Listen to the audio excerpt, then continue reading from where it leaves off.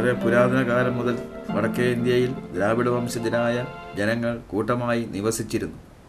BC 4000 മധ്യ ഏഷ്യയിൽ നിന്ന് ആര്യവംശജർ ഹിമാലയ പർവ്വതം കടന്ന് ഉത്തരഭാരതത്തിൽ കുടിയേറി. അപ്പോൾ ദ്രാവിഡർ വിന്ധ്യാപർവ്വതം കടന്ന് ദക്ഷിണേന്ത്യയിലെത്തി. അക്കൂട്ടത്തിൽ കേരളത്തിലും ദ്രാവിഡ ഗോത്രക്കാർ വന്നു കൃഷി ചെയ്ത് ജീവിച്ചു പോന്നു. BC 1000 വടക്കേ ഇന്ത്യയിൽ നിന്ന് ഒട്ടേറെ ബ്രാഹ്മണർ കേരളത്തിൽ കുടിയേറി പാർത്തു.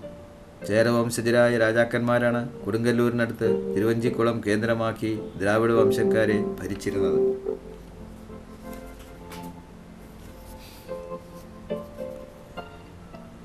BC 300 മുമ്പ് തന്നെ ധാരാളം യഹൂദർ കേരളത്തിൽ കുടിയേറി പാർത്തു. സിറിയ, പലസ്തീന തുടങ്ങിയ നാടുകളുമായി അവർ കച്ചവട സംബന്ധമായി ബന്ധപ്പെട്ടിരുന്നു. BC 1000 മുമ്പ് തന്നെ കേരളത്തിൽ നിന്ന് കുരുമുളക്, ഇഞ്ചി, കറുവാപ്പട്ട, ഏലക്ക, ചന്ദനം തുടങ്ങിയവ വിദേശത്തേക്ക് കൊണ്ടുപോയിരുന്നു. പകരം സ്വർണം, വെള്ളി, ചെമ്പ്, പിത്തള, സുഗന്ധദ്രവ്യങ്ങൾ എന്നിവ ഇവിടേക്കും കൊണ്ടുവന്നിരുന്നു. റോമാ സാമ്രാജ്യം പ്രബലമായതിനോടെ സമുദ്രമാർഗേണ ഇന്ത്യയിലേക്കുള്ള എളുപ്പവഴി കണ്ടുപിടിക്കുകയും അതോടെ കേരളത്തിലെ തുറമുഖങ്ങൾ കച്ചവട പ്രാധാന്യമുള്ളവയായി തീരുകയും ചെയ്തു. ദക്ഷിണ ഭാരതത്തിലെ ദ്രാവിഡ ഭാഷ തമിഴായിരുന്നു. സംസ്കൃതം സംസാരിക്കുന്ന ആര്യന്മാർ കേരളത്തിൽ കുടിയേറിയെങ്കിലും സംസ്കൃതം വൈദിക ഭാഷ മാത്രമായി നിലനിന്നു. പിൽക്കാലത്ത് തമിഴും സംസ്കൃതവും കലർന്ന ഒരു മിശ്രഭാഷ രൂപം കൊണ്ടു. AD 1300 ശേഷമാണ് മലയാളം ഒരു സ്വതന്ത്ര ഭാഷയായി തീർന്നത്. ആദ്യകാലത്ത് വട്ടെഴുത്തായിരുന്നു മലയാളത്തിലെ ലിപി. പിൽക്കാലത്ത് അത് കോലെഴുത്തായി രൂപാന്തരപ്പെട്ടു. അവ രണ്ടിൻ്റെയും സമ്മിശ്രത്തിൽ നിന്ന് രൂപം പ്രാപിച്ചതാണ് ഇപ്പോഴത്തെ മലയാളം. നൂറ്റാണ്ടുകൾക്ക് മുൻപ് രക്ഷകനെപ്പറ്റി പ്രവാചകന്മാർ മുൻകൂട്ടി പറഞ്ഞിരുന്നവയെല്ലാം അന്വർത്ഥമാക്കിക്കൊണ്ട് പലസ്തീനായിൽ ദാവീദിൻ്റെ പട്ടണമായ ബത്ലഹേമിൽ കന്യകാമറിയത്തിൻ്റെ മകനായി യേശുക്രിസ്തു ജനിച്ചു. പരിശുദ്ധ ത്രിത്വത്തിലെ രണ്ടാം ആളായ പുത്രൻ തമ്പുരാൻ മനുഷ്യനായി അവതരിച്ചയാളാണ് ക്രിസ്തു. ഒരു സാധാരണ യഹൂദനായി 30 വർഷം നസ്രത്തിൽ ജീവിച്ചു. താൻ ദൈവപുത്രനാണെന്നുള്ള സത്യം അത്ഭുതങ്ങളിലൂടെയും അടയാളങ്ങളിലൂടെയും തെളിയിച്ചുകൊണ്ട് 3 വർഷത്തെ പരസ്യ ജീവിതത്തിൽ പലസ്തീനായിൽ എങ്ങും ചുറ്റി സഞ്ചരിച്ച് രക്ഷയുടെ സന്ദേശം എല്ലാവരെയും അറിയിച്ചു. അവസാനം സ്വമനസ പാടുപീഡകൾ സഹിച്ച് ക്രൂശിക്കപ്പെട്ട് മരിച്ച് അടക്കപ്പെട്ട് 3-ാം ദിവസം ഉയർത്തെഴുന്നേറ്റു. അങ്ങനെ മനുഷ്യരക്ഷ സാധിച്ചു. ഇപ്രകാരം രസഹാരഹസ്യത്തിലൂടെ നേടിയ രക്ഷയുടെ ഫലം ലോകമെങ്ങും എക്കാലത്തുമുള്ള എല്ലാവർക്കും ലഭ്യമാക്കുന്നതിന് വേണ്ടി പരിശുദ്ധ കത്തോലിക്കാ സഭ സ്ഥാപിച്ചു. സഭയിലൂടെ ഈശോ ഇന്നും ജീവിക്കുകയും പ്രവർത്തിക്കുകയും ചെയ്യുന്നു. ഈശോ തൻ്റെ പരസ്യ ജീവിതകാലത്ത് തന്നെ ഏതാനും പേരെ ശിഷ്യന്മാരായി തിരഞ്ഞെടുത്തിരുന്നു. നിങ്ങൾ പോയി എല്ലാ ജനതകളെയും പഠിപ്പിക്കുവിൻ എന്ന് അവർക്ക് നിർദ്ദേശം നൽകിയിരുന്നു. കർത്താവിൻ്റെ സ്വർഗാരോഹണത്തിന് ശേഷം പന്തക്കുസ്താ ദിവസം പരിശുദ്ധാത്മാവിനെ സ്വീകരിച്ച ശ്ലീഹാന്മാർ അത്ഭുതകരമായി അറിവും കഴിവും തീഷ്ണതയുമുള്ളവരായി തീർന്നു. അവർ ലോകത്തിൻ്റെ നാനാഭാഗങ്ങളിലേക്കും പോയി ക്രൂശിതനായ ക്രിസ്തുവിൻ്റെ സുവിശേഷം പ്രസംഗിച്ചു. തോമാ ശ്ലീഹ ഭാരതത്തിൽ ക്രിസ്തുവിൻ്റെ 12 ശിഷ്യന്മാരിൽ ഒരാളായിരുന്നു വിശുദ്ധ തോമ. അദ്ദേഹം പലസ്തീന, മെസൊപ്പൊട്ടേമിയ, പേർഷ്യ, മേദിയ മുതലായ രാജ്യങ്ങളിൽ അനേകരെ ക്രിസ്തു ശിഷ്യരാക്കി. അക്കാലത്ത് സിറിയ മുതൽ പാർത്തിയ വരെയുള്ള പ്രദേശങ്ങൾ റോമൻ സാമ്രാജ്യത്തിൽപ്പെട്ടിരുന്നു. തന്മൂലം പ്രസ്തുത രാജ്യങ്ങളിൽ സഞ്ചരിക്കുന്നതിനുള്ള യാത്രാ സൗകര്യങ്ങൾ ലഭിച്ചിരുന്നു. അങ്ങനെ എത്യോപ്യയിൽ നിന്ന് AD 52 കച്ചവടക്കപ്പലിൽ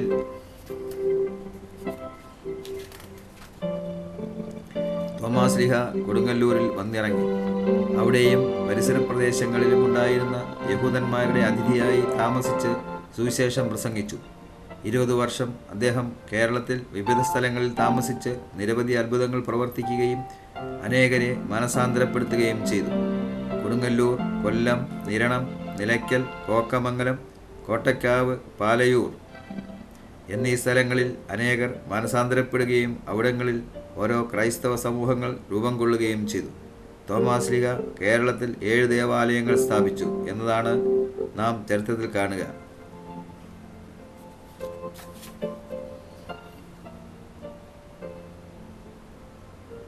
പാലയൂർ.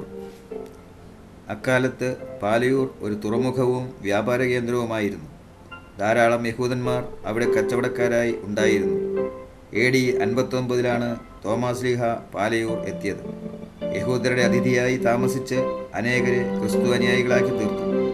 അവിടുത്തെ അമ്പലക്കുളത്തിലാണ് അദ്ദേഹം വെള്ളം മുകളിലേക്ക് എറിഞ്ഞ് ദിവ്യശക്തി കൊണ്ട് അന്തരീക്ഷത്തിൽ നിർത്തിയത്. ഈ ദൃശ്യമായ അത്ഭുതങ്ങൾ കണ്ട പല ബ്രാഹ്മണരും മാനസാന്തരപ്പെട്ട് മാമോദിസ സ്വീകരിച്ചു.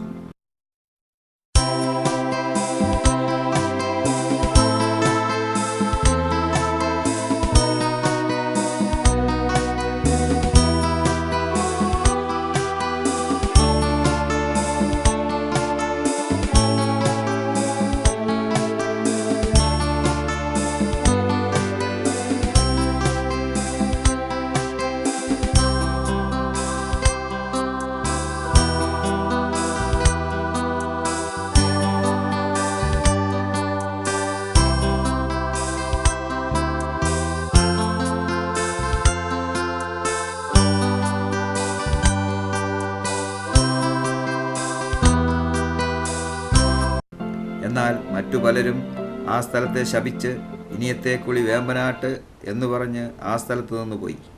ഇന്നും ആ സ്ഥലം ശാപക്കാട് അഥവാ ചാവക്കാട് എന്നാണ് അറിയപ്പെടുന്നത്. കേരള സഭാ ചരിത്രത്തിൽ മായാത്ത മുദ്ര പതിച്ച കള്ളി, കാളിക്കാവ്, പകലോമറ്റം, ശങ്കരപുരി എന്നീ 4 ഇല്ലക്കാർ അന്ന് പാലയൂർ വെച്ച് മാമോദിസ സ്വീകരിച്ചവരിൽ ഉൾപ്പെടും. ശങ്കരപുരി, പകലോമറ്റം എന്നീ ശാഖകളിൽപ്പെട്ടവർക്ക് തോമാസ് ലീഹ പൗരോഹിത്യം നൽകി എന്നാണ് പാരമ്പര്യം.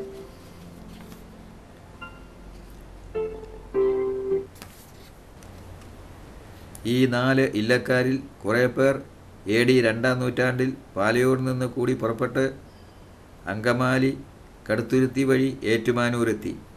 ഏറ്റുമാനൂർ ദേവസ്വം അധികാരികൾ ആ പ്രദേശത്തേക്ക് താമസിക്കുവാൻ അവരെ അനുവദിച്ചില്ല. അവിടെ നിന്ന് 5 മൈൽ അകലെയുള്ള കാളിക്കാവിലേക്ക് പറഞ്ഞയച്ചു.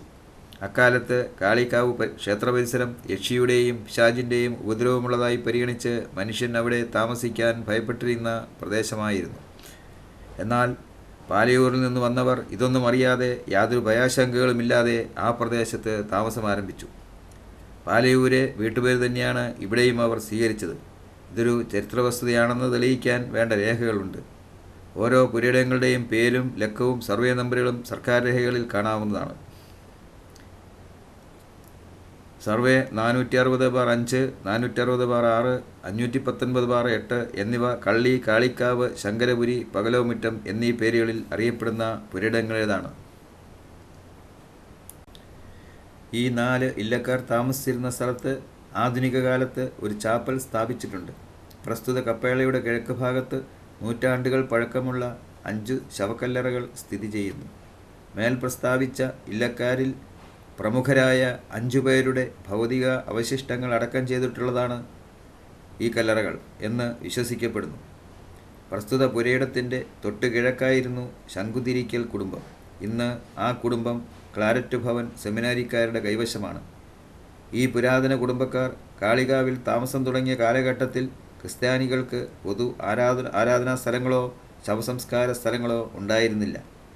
അതിനാൽ മതകർമ്മങ്ങൾ അവരവരുടെ ഭവനങ്ങളിലും ശവസംസ്കാരം തങ്ങളുടെ പുരയിടങ്ങളിലും നടത്തുകയായിരുന്നു. 4 കുടുംബക്കാരും പാലയൂരിൽ നിന്ന് തന്നെ വന്ന കടപ്പൂർ കുടുംബക്കാരും കൂടിയാണ് കുറവിലങ്ങാട് പള്ളി സ്ഥാപിച്ചത് എന്നാണ് പാരമ്പര്യം. പള്ളിയുടെ വടക്കുവശത്ത് കള്ളിയും പകലോമറ്റവും കുടുംബക്കാരും തെക്കുഭാഗത്ത് ശങ്കരപുരി, കാളിക്കാവ്, കടപ്പൂർ കുടുംബക്കാരും താമസിച്ചിരുന്നു.